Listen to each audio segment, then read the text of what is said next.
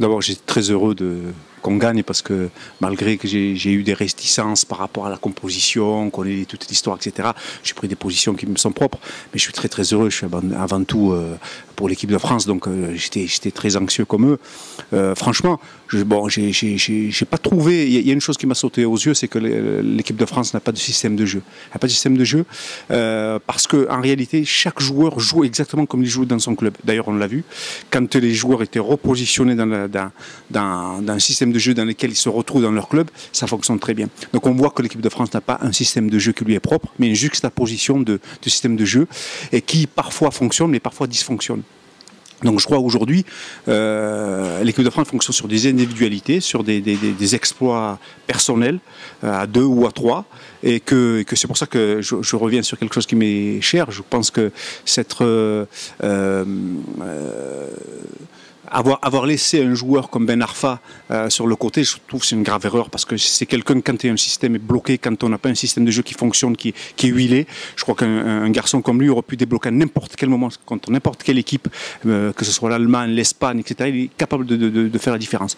Voilà. Mais globalement, je suis heureux et je pense que, j'espère en tout cas que cette équipe de France va trouver des automatismes parce qu'on va commencer à arriver sur des gros calibres et ça va être extrêmement juste. Si on joue comme la première mi-temps contre l'Irlande, je crois qu'on prend une valise. La seconde mi-temps était beaucoup plus satisfaisante, même si l'opposition est relativement faible. Maintenant, est-ce qu'on va prendre l'Islande, est-ce qu'on va prendre l'Angleterre au prochain tour pour les quarts de finale? Ça va être une autre paire de manches. L'Angleterre, on connaît son jeu, on connaît son engagement. Un engagement physique comme l'Irlande, mais extrêmement technique.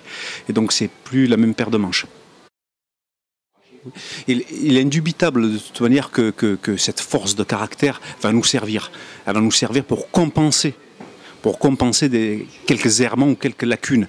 Mais elle ne sera pas essentielle contre des équipes de très gros calibre. Il faut savoir qu'eux aussi ils sont motivés, eux aussi ils ont envie d'arriver, eux aussi ils ont envie de défendre leur couleur, eux aussi c'est des moments d'exception.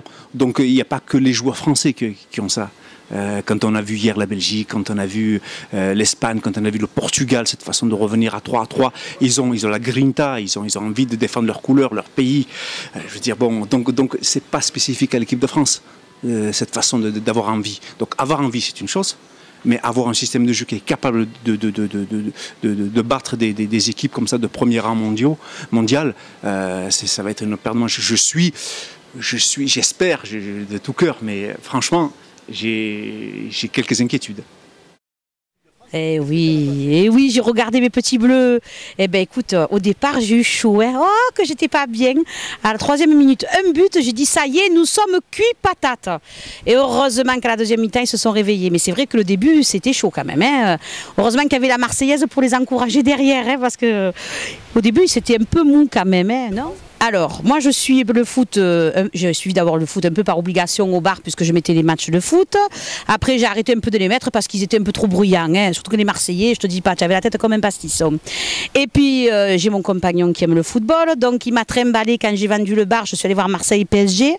Je voulais repartir à peine j'étais arrivée tellement j'ai eu peur parce qu'ils étaient tous déchaînés comme des fous, mais dans le stade après c'était génial.